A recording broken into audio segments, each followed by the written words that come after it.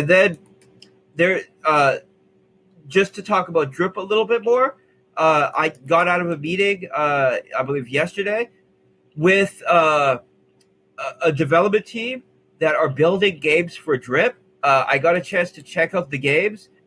One of them is a platformer. One of them is a shooter, like you're in a little aircraft, like spaceship, and you're shooting things.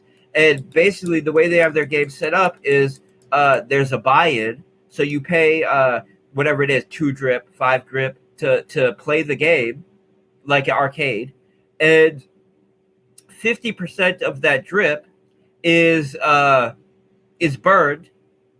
So it's removing drip from circulation. The other 50% of the drip is it is used for prizes, and it's not just individual prizes but team-based prizes. So you'll be able to compete playing these games with your drip teams, and there'll be like monthly and weekly competitions where the winner of these competitions will get drip airdrops, which are coming from the money that people are paying to play the games, right? And this is the games look very cool.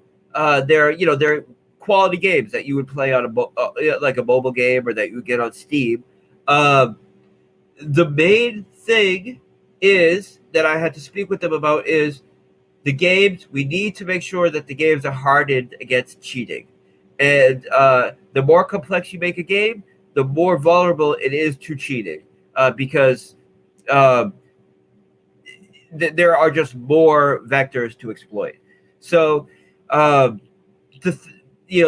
kind of conversation that we had is one of the developers' perspective was, well, even if there was someone cheating, they're still paying the drip, and there's still more drip being burned than being paid out. So regardless, even if someone's cheating, it's still going to be super positive for drip. And of course, my response to that was yes, but if the only people that are winning are cheating, no one's going to want to play. So the games need to be fun, enjoyable, and fair, and that's the whole point of doing things on a blockchain. So that's where we're at now. They say on the 20th, they should be at a point where everything's developed for the games, and we need to make that decision on whether we're going to say, okay, let's go with it, or let's focus on something else, do another game.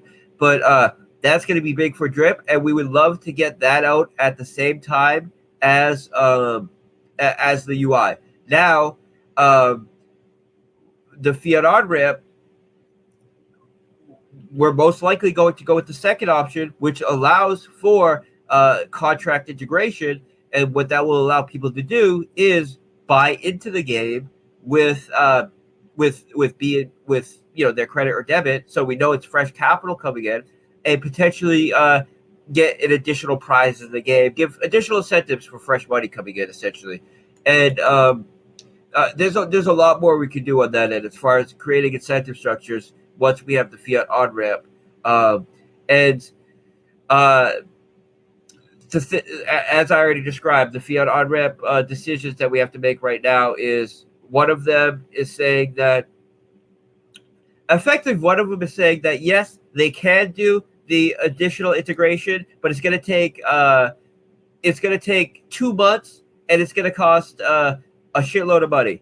And then the other one is saying we can do it right now, we can get it done in a week, but it's going to cost like double what the other one was charging to do a regular integration without the smart contracts.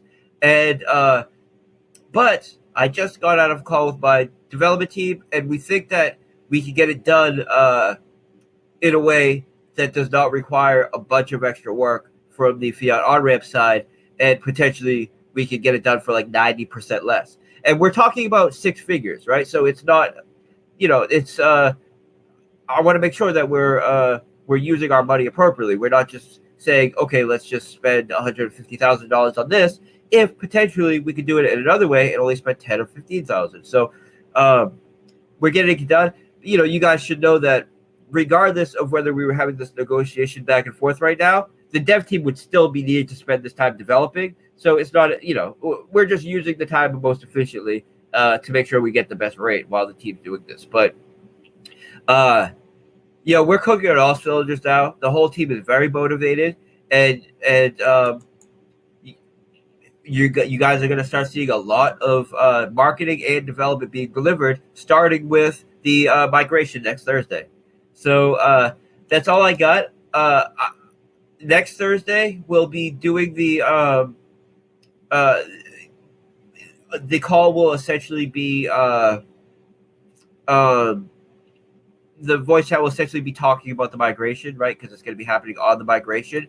I would like to have one AMA in between that where I just get to answer community questions. So I'm going to have BP schedule that for next week. And other than that, guys, we got a ton going on. I could go on forever. I got the development team that I want to go over Dogs Roulette with and that stuff waiting for me. So I'm going to hop off for now.